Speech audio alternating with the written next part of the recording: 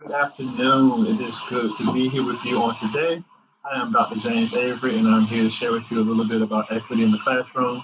It's one of my favorite topics to talk about, along with building relationships with students. So I'm excited to go ahead and get started.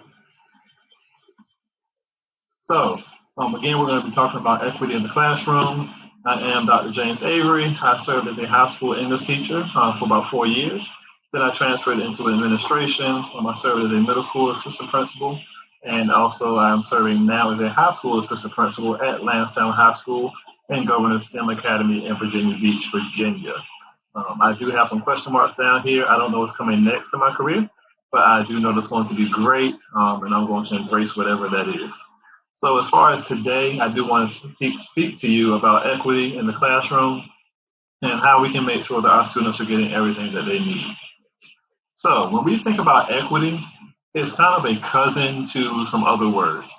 So like equality, which is getting the same thing, inclusion, a conclusion, being a part of it, or fairness, which is treatment without favoritism or discrimination. So equity is a word that is related to those, but it doesn't quite mean the same thing.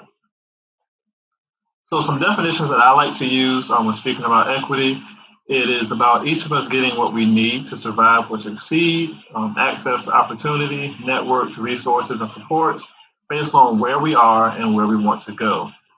It's also about each of us reaching our full potential. So when we think about this in terms of our students, equity is being able to see each of them as individuals and to get them exactly what it is that they need to get to the next level academically, socially, emotionally, and also mentally.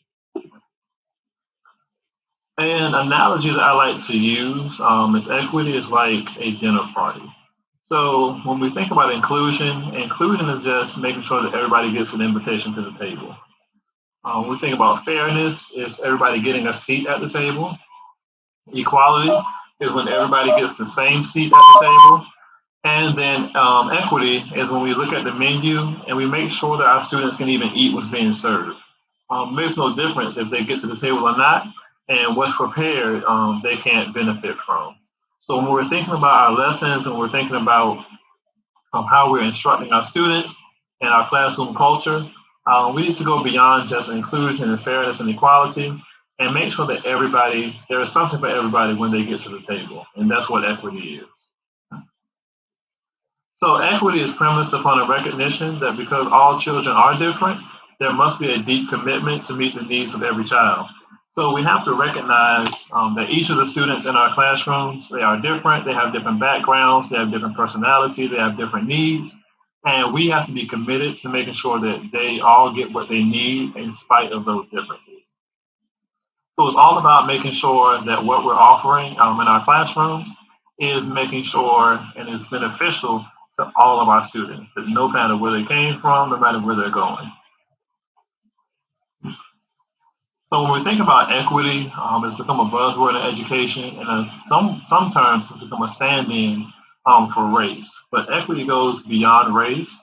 It goes so far beyond just black and white. It goes to social emotional wellness. It goes to social economic status.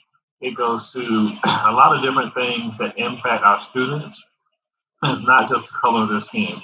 So I don't want to focus just on one problem because we focus on one problem, we'll only solve one problem. And we have to go beyond just the way our students look if we're going to get them everything that they need. So why do we need to talk about this? It's more than just test scores. When I think about education for our students, when I think about what we're doing in our schools, it's really preparing them for life, all the way down from kindergarten, all the way up to 12th grade. Everything that we're doing is preparing them to be a better person. So it's imperative that we work and we focus to get students what they need, not just for the time that they're with us, but for the time that they're going to spend in the real world after they leave our classroom. So when I think about centering equity in the classroom, we have to acknowledge that the virtual classroom is different. It is a less controlled environment. Students can really be in class from anywhere.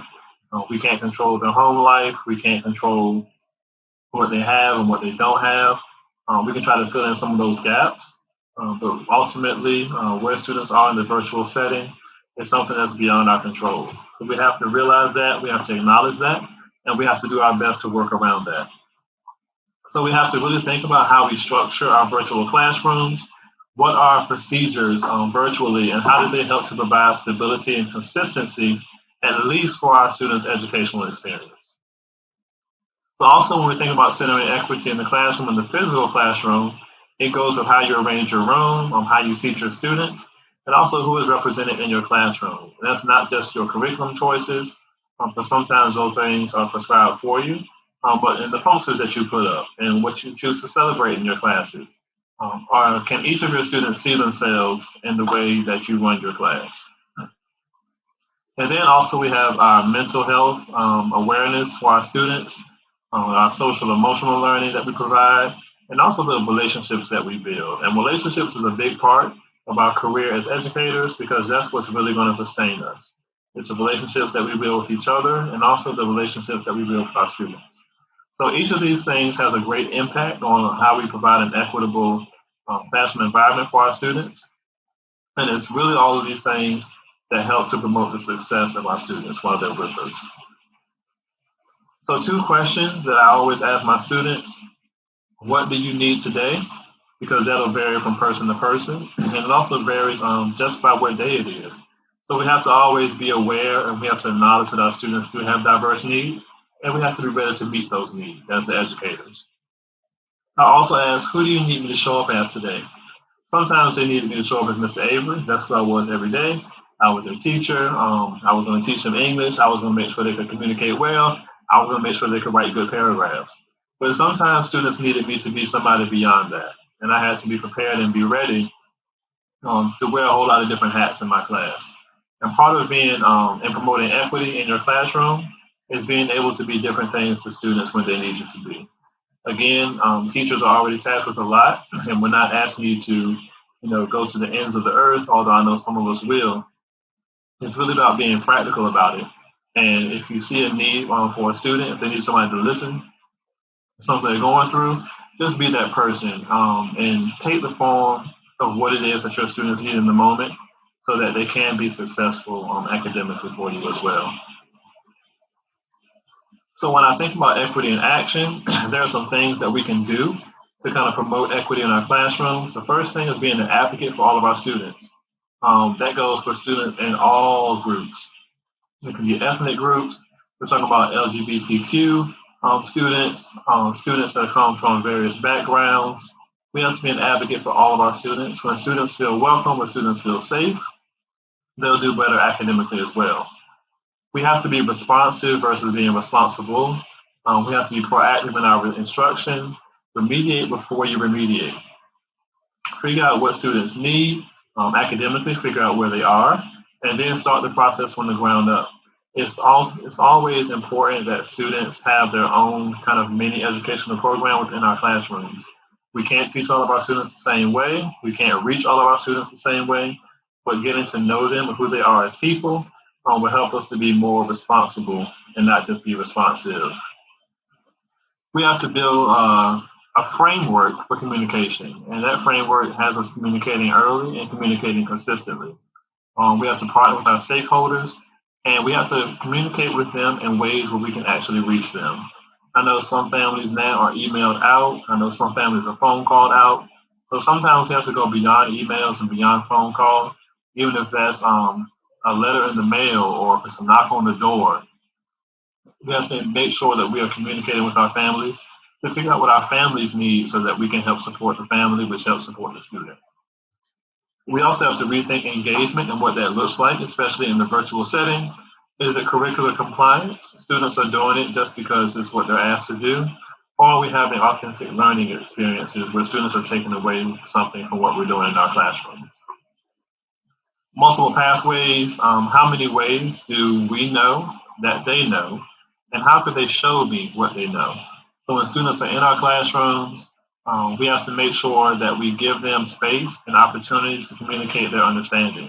And that looks different for different students. So it's okay to assess students using different methods for the same standard, just as long as you know that they have mastered what it is you're trying to portray and what you're trying to teach. And then lastly, relationships is always the biggest thing. If we enter through the student's heart, then we can get to their head and their hands will follow suit. So what I mean by that, once you get to the heart of the student, then you can get them to know what it is you're trying to teach them, and then they'll be able to do what it is you need them to do. So again, this was a very short, just a little snippet of my passion in education, which again is equity and is relationships. So I would love to continue this conversation with you. You can send me an email at drjjavery@gmail.com. You can find me on Twitter at James J. Avery. But do promise me one thing, that you will want to take care of yourself as a teacher. You'll be no good for our students if you're no good for yourself. So please, please, please take care of yourself. Take care of your mind. Take care of your heart. Take care of your health physically. And as I always say, until we meet again, keep on teaching on. Thank you. Have a great afternoon.